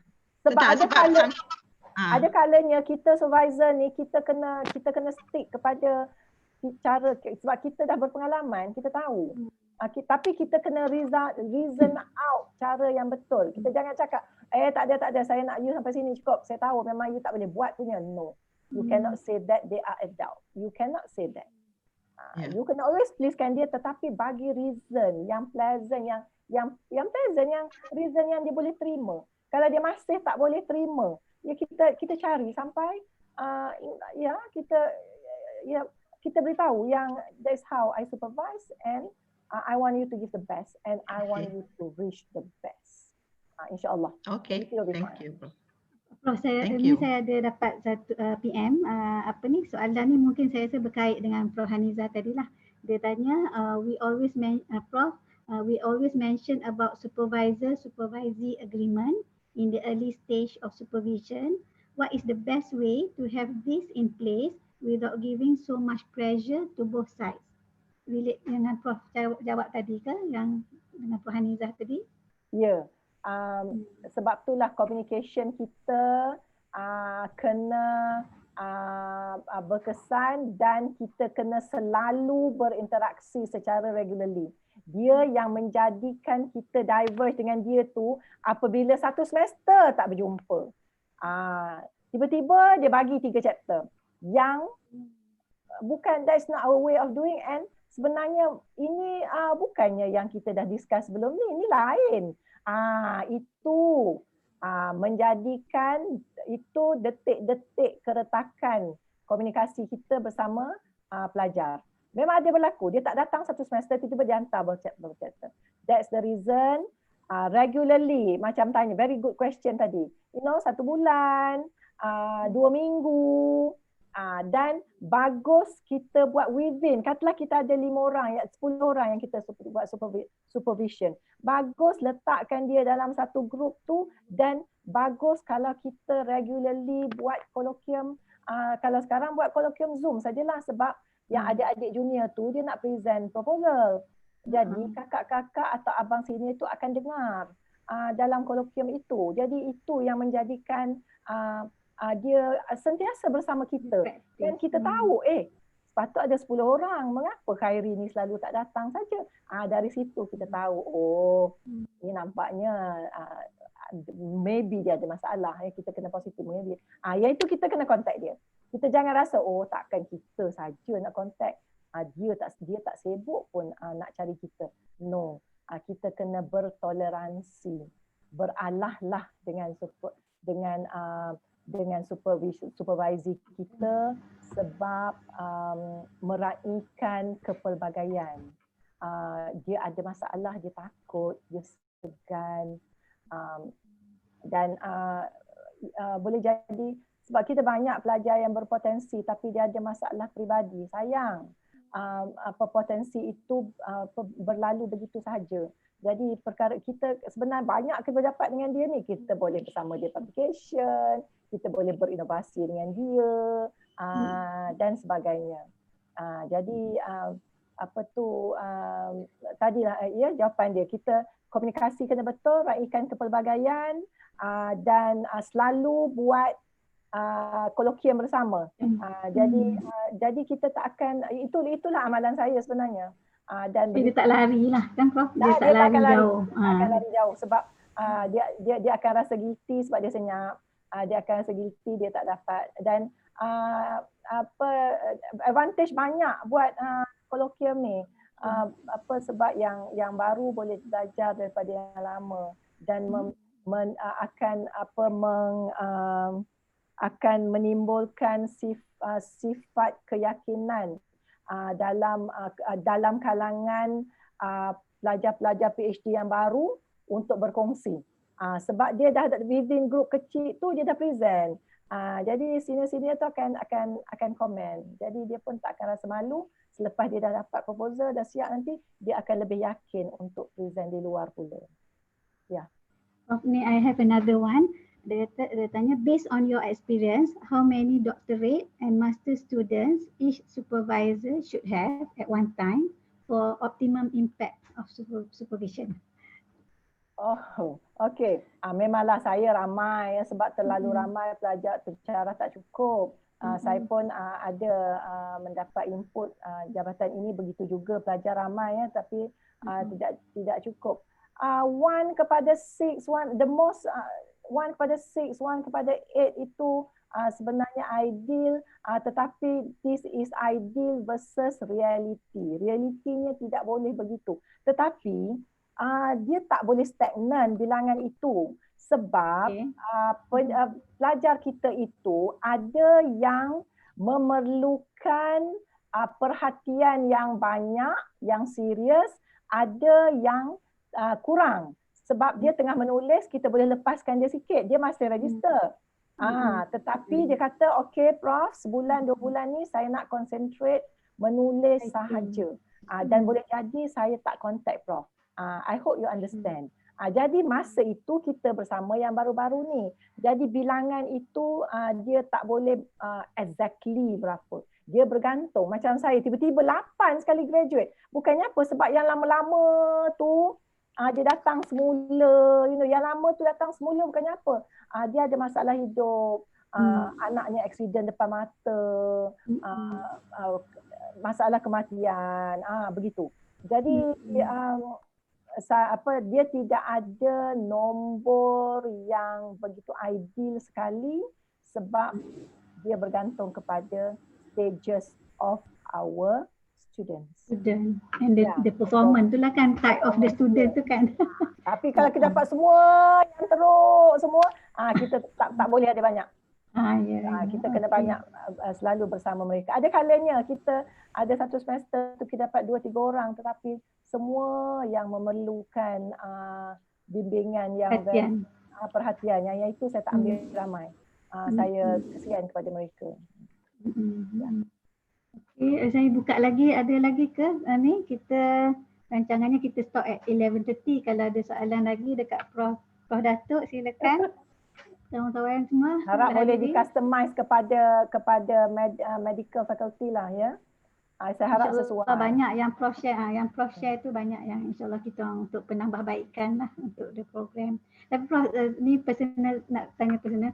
Ada tak pengalaman Prof yang dia punya progress tu very bad sampai kan we have to let go. How do we decide kalau boleh kita tak nak let go lah. Kalau boleh kita nak semua graduate kan. Lambat lah, cepat lambat tu tak kisah, tapi nak GOT lah. Tapi kalau macam ada yang severe yang kita rasa dah tak boleh pergi, when do you decide that? How do we decide? Okay, kita panggil dia. Satu semester dia datang, seminar dia datang. Kolokvium dia datang. Tapi dia tak hantar. Dia datang. Dia ada je dalam grup tu, dia sentiasa ada. Tapi dia senyap, gathering datang, seminar datang, tapi dia tak buat apa, dia tak hantar. Saya panggil dia. Dia banyak cases ni Prof, bergantung pada situasi. Yang saya experience sendiri, memang kalau dia tak mendaftar, memanglah dia kena diberhentikan, lepas tu dia daftar, dia bayar duit. Dia daftar dah bayar. Dia bayar, dia datang. Lepas tu saya kata okey, boleh tak bagi saya bahan yang you dah tulis, ditunjuk.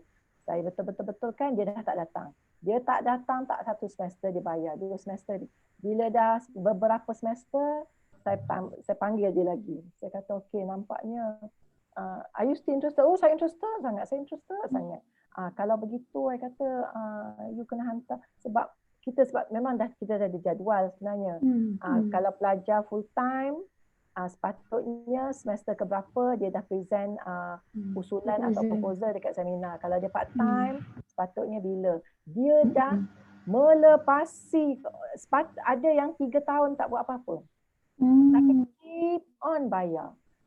Iaitu dia datang kat saya, lepas tu saya kata okay, you sepatutnya kena dah diberhentikan. Prof, saya nak terus. Ada yang beritahu saya, Prof, biarlah sistem memberhentikan saya. Dia yang cakap macam tu. Dia yang cakap ni. Sistem yang memberhentikan. Bayar. Dia nak sampai dinding lah. Ya, biar sistem. Tapi ada juga yang dengan sendirinya, sebab begini, yang terbarulah, saya mengambil dia daripada orang lain. Dia ada progress, tapi progress dia terlalu slow. Dia nak jimat duit, dia gantung pengajian tapi dia datang selalu. Dia datang juga walaupun dia gantung pengajian sebab dia save duit. Dan lepas tu dia buat, dia tak buat, dia buat, dia tak buat. Lepas tu saya terpaksalah beritahu dia, kalau macam inilah caranya fakulti saya telah bawa. Saya kata ini bukannya decision saya sendiri, sebab kita kena bawa ke Jawatankuasa Pengurusan Siswazah. Dan ini adalah keputusan daripada komiti Jawatankuasa. So dia akurlah. Dia terpaksa akurlah. Ya. So maknanya Prof kena panggil lah. Kena panggil. Sebab kalau tidak, even kalau dalam mesyuarat pemeriksa setiap tahun, setiap semester tu ada yang nak digagal dan diberhenti sebab dah berapa kali kena dapat amaran, berapa kali ingatan, sepatutnya sistem kata dia dah kena berhenti. Kalau my faculty lah, cara kita, kalau secara ikut peraturan, buat macam robot je, habis okey berhenti. Tetapi kami tidak. Sebelum mesyuarat itu kita dah kenal pasti dan kita mohon penyelia itu panggil pelajar itu. Apa masalahnya sebenarnya? You nak hantar ke you tidak hantar? Kalau you memang you dah berapa kali amaran, dah dapat 4 amaran. Memang sepatutnya. Dia kata okey saya dah siap. Inilah sebenarnya dah siap dah hantar. Okey, walaupun yang itu peraturan tu hanya panduan. Tetapi untuk kes-kes khas seperti ini, dia kata okey sebenarnya saya dah siap. Saya tak nak hantar sebab ini ni. Okey, kita boleh beritahu komite. Biasa penyelia tu penting, kontak. Penyelia tu masa mesyuarat pemeriksa beritahu. Okey, memang kalau ikut peraturan teknikalnya dia ni memang boleh digagal dan diberhentikan. Kerana sudah dapat berapa amaran, 3 amaran ke berapa amaran, berapa ingatan, kombinasi dia. Tetapi saya amat berharap dapat dipertimbangkan kerana pelajar telah menghantar draft akhir untuk dihantar untuk pemeriksaan. Okey. Kalau macam tu kita boleh. That's why case by case. Yes. Saya harap panduan dalam buku panduan itu dia jadi panduan, tetapi kita juga sebagai manusia biasa kita kena tanya ya apa sebenarnya. Kalau dah ready untuk itu, sebab dia ada peraturan juga. Kalau nak tambah masa yang paling maksimum, yang fakulti dah tak boleh, kena bawa ke JKAS, dia kena tahap mana. Kalau memang dah tak akhir, memang boleh bawa JKAS, bawa. Tetapi kalau quote unquote memalukan timbalan dekan akademik nak bawa ke JKAS, kes yang terlalu parah, memang budak ni memang dah tak nak nampak, memang tidak ada nampak macam tak ada harapan tapi kita kena panggil dia bahawa beliau bakal akan diberhentikan. Jangan dia terkejut lepas tu dia buat rayuan. Lagi parah, semasa nak bergagal tu penyelia dia kata memang budak ni teruk, tak hantar, dia tak. Lepas tu kita gagal berhenti. Lepas tu budak dah masuk senat. Lepas tu budak tu buat rayuan. Penyelia pula membela budak tu semula. Itu memanglah parah juga kita nak defend ya kepada ada timbalan pendidikan kat sini, nak defend dekat JKAS tu. Mula-mula kita sokong. Lepas tu kita sokong dia gagal. Sekarang kita nak that's the reason penyelia kena berhati-hati, pastikan inilah elemen komunikasi dengan pelajar itu, dengan supervisor kita sangat penting. Kita communicate dengan dia sebelum buat keputusan apa-apa, communicate dengan dia dahulu. Terima kasih Datuk. Prof Azma ada nak tanya ke ataupun rakan-rakan lain? Sekejap. Last Prof. Sebenarnya banyak soalan nak tanya Prof. Tapi saya just nak tanya because macam bila setiap semester kita akan isi LKC. But actually how we decide, because sometimes kita tengok budak ni macam slow je tapi macam kita tak sampai hati kalau nak bagi peringatan. So sometimes we are also in dilemma sebab kalau kita bagi peringatan atau amaran nanti dia punya progress tu demotivated kan. Okay, Prof kena panggil budak tu. Panggil, that's why komunikasi dengan dia. Okay, saya nak bagi you laporan ni, LKC ni, apa implikasi dia? Okay, bila you panggil dia, you kata saya nak bagi you ingatan, tetapi ingatan ni ada implikasi. Saya nak bagi amaran implikasi. You better come and see me or you call dia, you tunjukkan apa progress you. Sekiranya dia ada progress, you tukarkan. Kata okey kalau macam ni lah you bawa, saya minta maaf, saya terpaksa you bagi you peringatan. Tapi implikasi dia apa? Kena beritahu dia implikasi dia apa. So that kita telus. So that tak ada lagi dah menuntut kemudian hari dia menyalahkan penyelia. Dia yang menyalahkan penyelia tu dan apa-apa saja yang kita deal dengan dia pastikan kita tulis. That's the keputusan pada hari ini bahawa nama katalah Zaira akan by bila akan hantar. Sekiranya tidak hantar pada semester depan akan dapat amaran, implikasinya akan diberhentikan dan dia sign. Masuk dalam file pelajar dia. Jadi dia nak buat apa-apa memang dah tak boleh lepas tu. So that's why ketelusan bersama pelajar itu amat penting. jangan buat jangan buat main-main. Dari pengalaman saya bertahun-tahun menguruskan pelajar siswazah ini, mula-mula dia menjadi kawan kita, dia baik sangat dengan kita, macam-macam dengan kita. Tetapi selepas dia in deep trouble, kita menjadi penyelia dia, menjadi enemy dia. Saya dah tengok sendiri saya tengok sendiri bagaimana dia menyalahkan penyelia, bagaimana dia twist. Sebab itulah ingatan saya, sama-sama kita mengingati penyeliaan ini bukan berpada-pada. Jadikan kita ini ada barrier bahawa kita supervisor, dan menyelia biarlah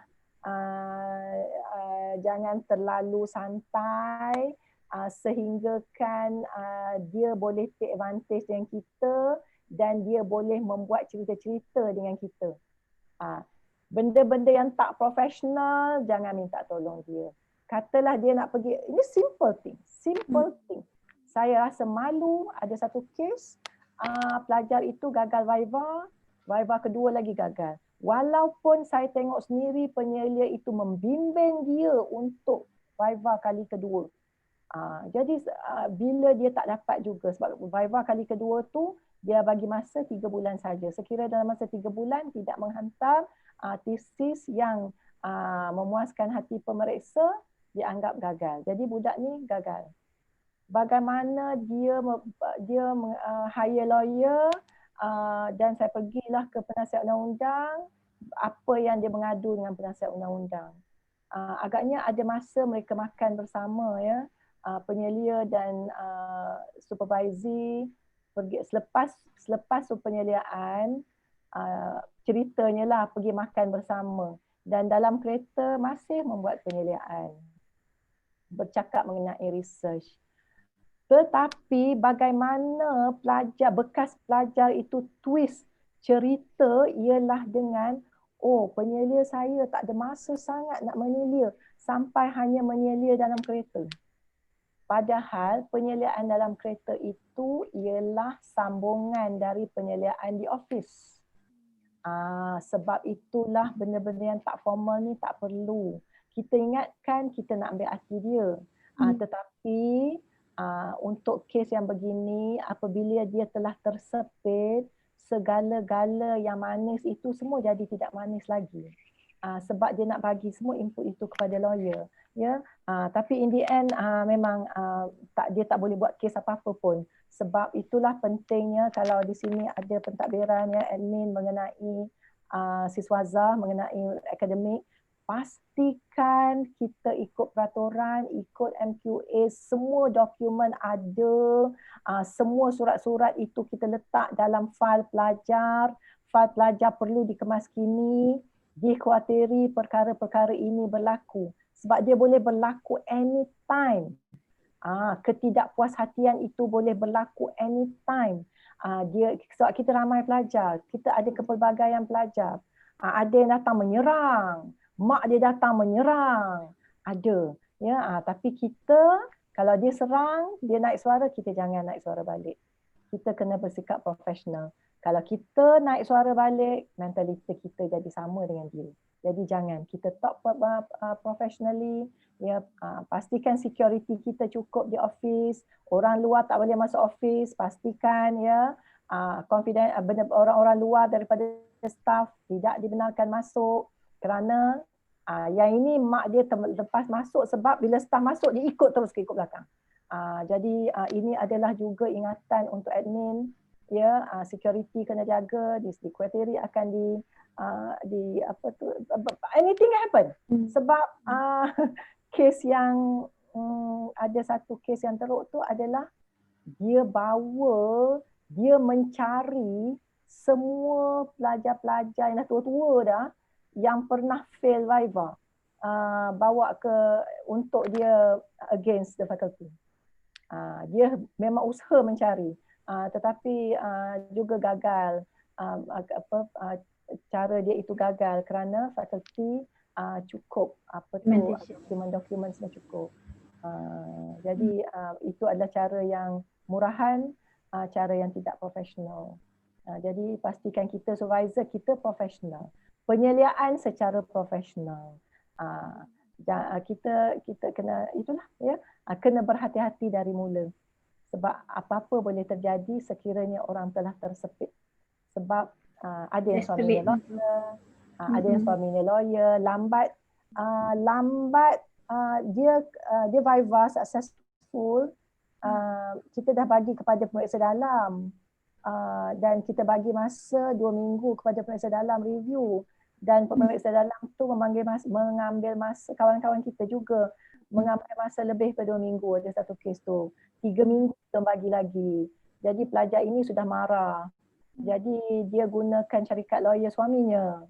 Jadi suaminya telefon office, dia kata tak ikut fakulti, tak ikut peraturan, dah lama begini. Lepas tu saya tanya, ini suami tidak? Dia kata. Pegawai saya tanya, ini suami kepada pelajar ini? Tidak. Itu dalam kes ini beliau adalah anak guam saya, dia kata.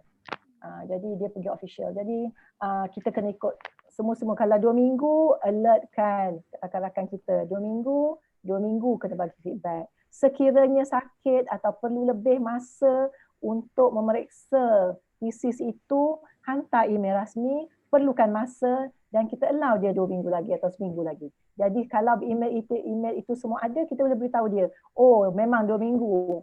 Tetapi pemeriksa ini telah membuat surat rasmi mengatakan bahawa beliau memerlukan 1 minggu lagi kerana beliau ada masalah kesihatan ke masalah apa-apa. Dan mesyuarat telah kedekanan telah meluluskan. Kita kena ada semua benda tu, kita kena ada. Jadi dia tak boleh buat apa dah kepada kita. Jadi pentadbiran kena cekap, dokumentasi kena lengkap. Ya. Terima kasih banyak Prof. Masa pun dah 11.35. Ya. Kalau ada apa-apa nanti lain kali mungkin kita akan boleh share dengan Prof. Boleh. Boleh. Saya bagi pihak jabatan mengucapkan ribuan terima kasih kepada Prof Datuk sebab berkongsi sangat-sangat berguna Prof. Tip-tip tadi tu. InsyaAllah kita pun berkorban-korban lah, hopefully semua orang untuk menjadi supervisor yang baik ya untuk student. Siapa sekadarnya, sebab experience menjadi pentadbir dan experience menjadi supervisor. Sebenarnya Prof, saya ada kalau ada 2-3 minit ada sesuatu yang sebenarnya saya devote kepada pelajar saya sebab saya terhutang budi kepada mereka, dan ini boleh jadi ending kepada talk saya lah. Ya. Okey.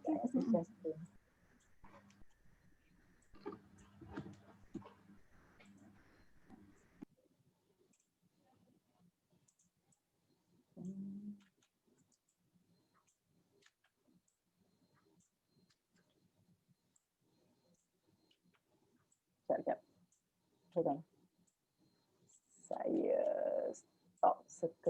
Saya stop sekejap. Sekejap ya. Ada sesuatu yang saya nak share.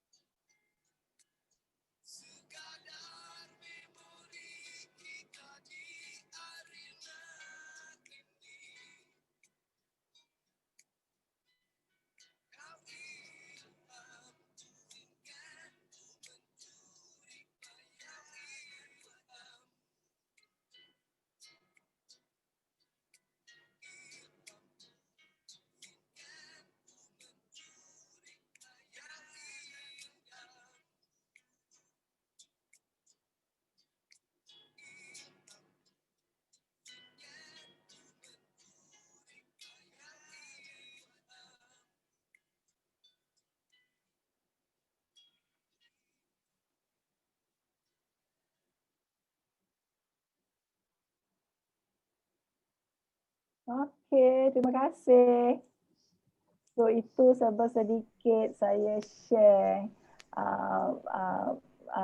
proses penyeliaan saya itu, keakraban saya bersama pelajar-pelajar saya, supervisor saya lah. Thank you very much. Cantik, Prof.